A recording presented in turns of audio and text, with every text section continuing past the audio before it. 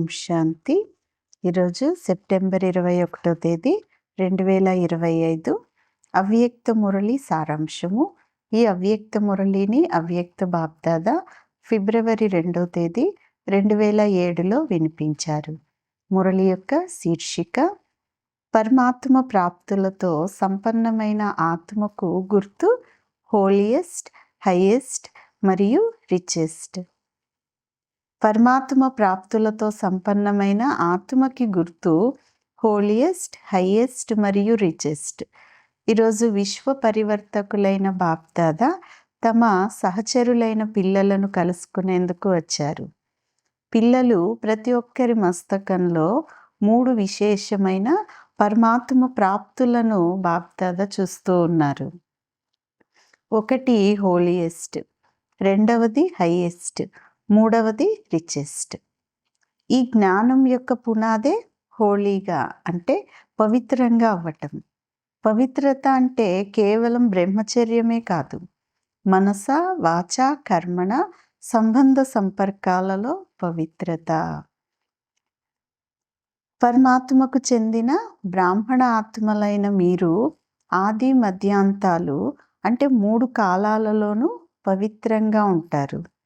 మొట్టమొదట ఆత్మలు ఎప్పుడైతే పరంధామంలో ఉంటారో అప్పుడు అక్కడ కూడా హోలియెస్ట్గా ఉంటారు.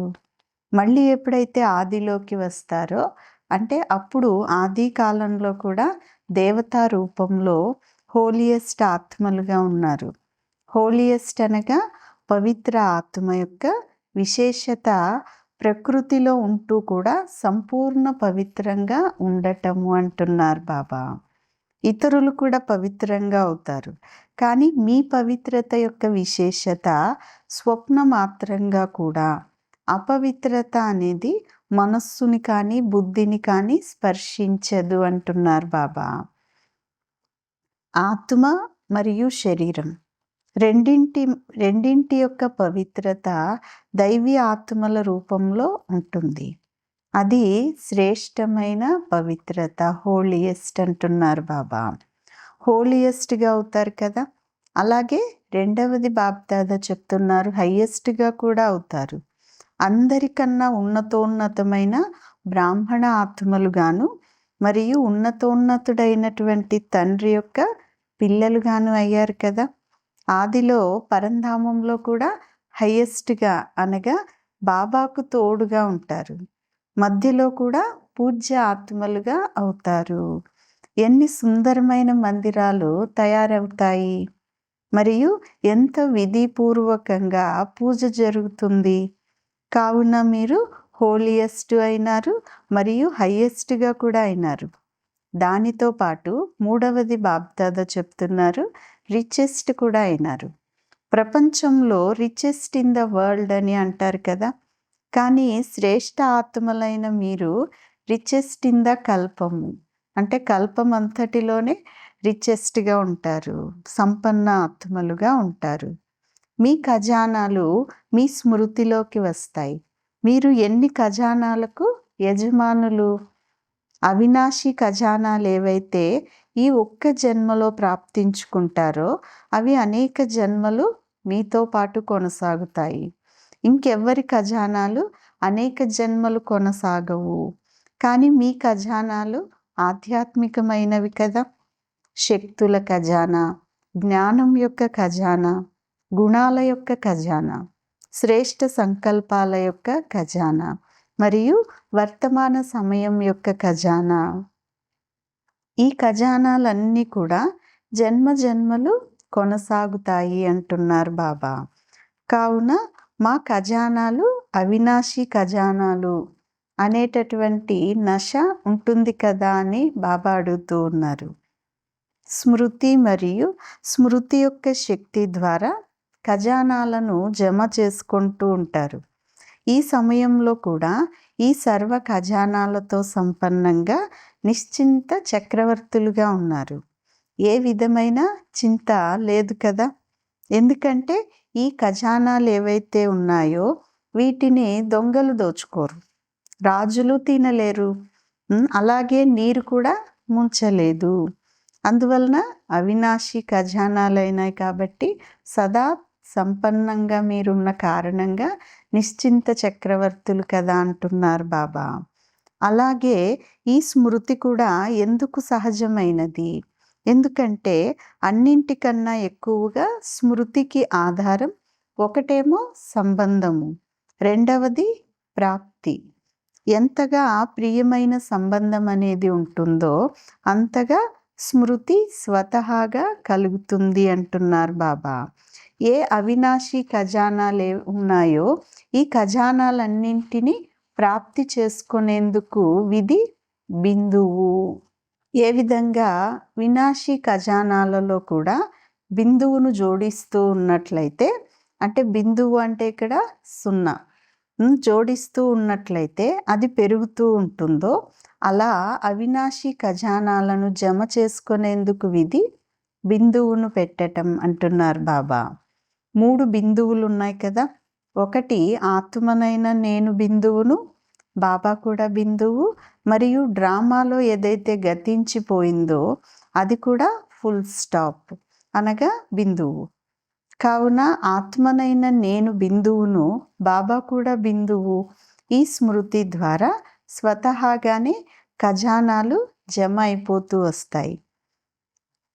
ఈ సర్వ ఖజానాలు మీ బ్రాహ్మణ జీవితం యొక్క ఆధారం. ఎందుకంటే పిల్లలుగా అవ్వటము అనగా అధికారులుగా అవ్వటము అంటున్నారు బాబా. పరమాత్మను తండ్రిగా కూడా చేసుకున్నారు, అలాగే శిక్షకుడిగా కూడా చేసుకున్నారు, మరియు సద్గురువుగా కూడా చేసుకున్నారు. ఈ 3 సంబంధాల ద్వారా పాలన, చదువు ద్వారా సంపాదన మరియు సద్గురువు ద్వారా వరదానం లభిస్తుంది. ఎందుకంటే తండ్రి యొక్క వరదానమును ప్రాప్తి చేసుకోవటం పిల్లల యొక్క జన్మసిద్ధ అధికారం అంటున్నారు బాబా. మీరు ఏ కర్మలైతే చేశారో ఆ కర్మలలో స్వయం కూడా సంతుష్టంగా, మరియు ఎవరితోనైతే కర్మ చేశారో వారు కూడా సంతుష్టంగా అవ్వాలి. ఇరువురిలోనూ సంతుష్టత ఉన్నట్లయితే కర్మ యొక్క ఖాతా జమ అయింది అని అర్థం చేసుకోండి అంటున్నారు బాబా. ఈ వర్తమాన సంగమ యుగం యొక్క సమయం అనేది మొత్తం కల్పంలో శ్రేష్టాతి శ్రేష్టమైన సమయము. ఎందుకంటే ఈ సంగమ యుగమే శ్రేష్ట కర్మల యొక్క బీజాలను నాటుకునే సమయం, ప్రత్యక్ష ఫలమును ప్రాప్తించుకునే సమయం ఇదే. ఈ సంగమ సమయంలో ఒక్కొక్క క్షణం శ్రేష్టాతి శ్రేష్టమైనది. బాబ్దాదా నిరంతర స్మృతిలో ఉండేందుకు ఒక సహజమైన విధిని వినిపించారు. రోజంతటిలో నేను మరియు నాది అనే 2 పదాలను అనేకసార్లు అందరూ వాడుతూ ఉంటారు. కావున ఎప్పుడైతే నేను అన్న పదమును వాడుతారో అప్పుడు బాబా నేను ఆత్మను అనేటటువంటి పరిచయం ఇచ్చారు. కావున నేను అన్న పదాన్ని వాడినప్పుడు నేను ఆత్మను, నేను ఆత్మను అనేది నేనుతో పాటు కలిపి భావించండి. నేను శ్రేష్ఠ ఆత్మను, పరమాత్మ పాలనలో ఉండే ఆత్మను అని మీకు తెలుసు కదా అంటున్నారు బాబా. మరియు 2వ పదం నాది అనేటటువంటిది ఎప్పుడైతే వాడుతున్నారో, నా వారు ఎవరు? నా బాబా అనగా తండ్రి అయిన పరమాత్మ. ఎంతగా బాబాతో నాది అనేటటువంటిది ఉంటుందో అంతగా స్మృతి సహజంగా కలుగుతూ ఉంటుంది. ఎందుకంటే తమది అనుకున్న దానిని ఎప్పుడు మరచిపోరు. కావున ఈ విధి ద్వారా సహజంగానే నిరంతర యోగులుగా అవ్వగలుగుతారు అంటున్నారు బాబా. స్వమానం యొక్క లిస్టును మీ స్మృతిలో తెచ్చుకున్నట్లయితే చూడండి, అది ఎంత పొడవైన లిస్ట్ కదా. ఎందుకంటే స్వమానంలో స్థితులై ఉన్నట్లయితే దేహ అభిమానం అనేది రాజాలదు. స్వమానం యొక్క అర్థమే స్వ అనగా ఆత్మ యొక్క శ్రేష్ఠ స్థితి యొక్క స్థానము. బాబ్దాదా రోజంతటిలో సంతోషాన్ని ఎప్పుడు కూడా పోగొట్టుకోకూడదు అని అంటారు. ఎందుకు? సంతోషం ఎటువంటిది అంటే ఆ సంతోషంలో హెల్త్ కూడా వస్తుంది, వెల్త్ కూడా వస్తుంది, హ్యాపీనెస్ కూడా వచ్చేస్తుంది. సంతోషం లేకపోతే జీవితం అనేది నిస్సారంగా అయిపోతుంది అంటున్నారు బాబా. అందుకని సంతోషం అనేది బాప్దాదా సదా ఉండాలి అని చెప్తూ ఉన్నారు. బాప్దాదా హోంవర్క్ ఇచ్చారు కదా, సంతోషంగా ఉండాలి మరియు సంతోషాన్ని పంచాలి. ఎందుకంటే సంతోషం అనేది ఎటువంటిది అంటే దానిని మీరు ఎంతగా పంచుతూ ఉంటారో అంతగా అది పెరుగుతుంది. ఎప్పుడైనా ఏదైనా చిన్న పెద్ద సమస్య వచ్చినప్పుడు దానిని సమస్యగా కాకుండా ముందుకు వెళ్ళేందుకు పరీక్షగా చూడండి అంటున్నారు బాబా. కావున బాప్దాదా యొక్క హృదయ సింహాసనము మీ అధికారం కదా. హృదయ సింహాసన అధికారులుగా అయినట్లయితే సమస్య అనేది ఒక ఆట బొమ్మగా అయిపోతుంది. ఇప్పుడు ఇది నడిచే సమయం కాదు అంటున్నారు బాబా, ఎగిరే సమయం కదా. ఉల్లాస ఉత్సాహాల యొక్క ధైర్యం యొక్క రెక్కలు ప్రతి ఒక్కరికి కూడా ఉన్నాయి. అందువలన ఈ రెక్కల ఆధారంతో సదా ఎగురుతూ ఉండాలి. అంటే నిరుత్సాహం లేకుండా సదా ఉత్సాహంతో ఉండాలి అంటున్నారు బాబా. కావున ఇప్పుడు క్షణంలో మనస్సుని ఎక్కడ ఏకాగ్రం చేయాలనుకుంటే అక్కడ ఏకాగ్రం అయిపోవాలి. ఈ ఏకాగ్రత యొక్క డ్రిల్లును సదా చేస్తూ ఉండండి.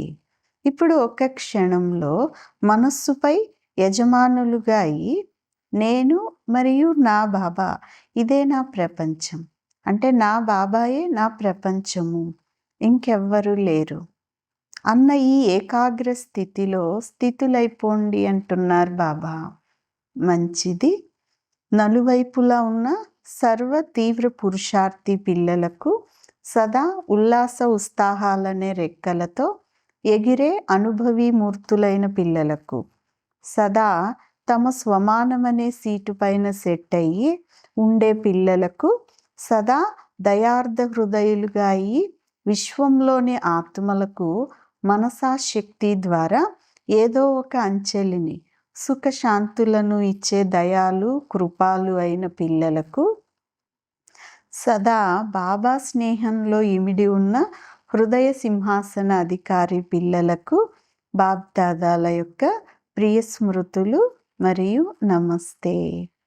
ఆత్మిక పిల్లలు ఆత్మిక తల్లి తండ్రికి ప్రియ స్మృతులు, గుడ్ మార్నింగ్ మరియు నమస్తే నమస్తే. ఈరోజు వరదానం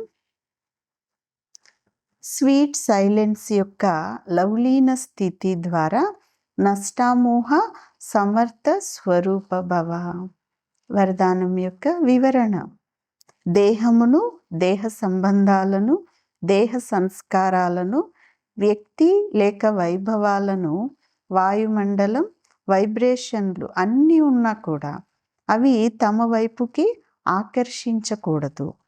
జనులు ఆర్తనాదాలు చేస్తున్నా మీరు అచంచలంగా ఉండండి.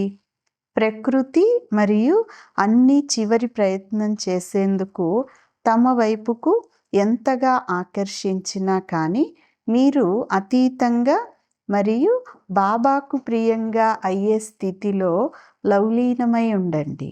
దీనినే చూస్తూ కూడా చూడకుండా ఉండటము అని అంటారు, వింటూ కూడా వినకుండా ఉండటము అని అంటారు. ఇదే స్వీట్ సైలెన్స్ స్వరూపం యొక్క లవలీన స్థితి. ఎప్పుడైతే ఇటువంటి స్థితి తయారవుతుందో అప్పుడు వారిని నష్టామోహ సమర్థ స్వరూపులు అనే వరదాని ఆత్మ అని అంటారు. స్లోగన్: హోలీ హంసలుగా అయ్యి అవగుణాల రూపీ గులకరాళ్లను వదిలి సద్గుణాల రూపీ ముత్యాలను గ్రోలుతూ ముందుకు వెళ్ళండి. మంచిది. ఓం శాంతి.